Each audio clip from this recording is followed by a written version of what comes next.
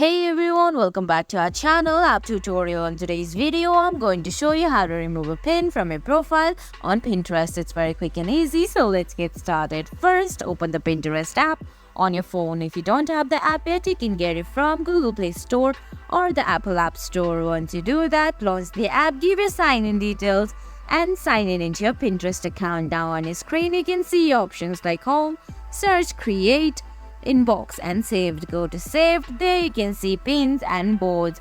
You have to go to pins, then select the pin you want to delete. Now all you have to do is long press on that pin, then drag your finger to edit option.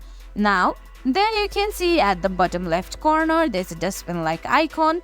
Tap on it, then select delete. And guys, that's how you remove your pin from your profile. I hope you found this video helpful. If you did, please give it a thumbs up, leave a comment, subscribe to our channel and hit that bell icon. See you in the next video. Thanks for watching.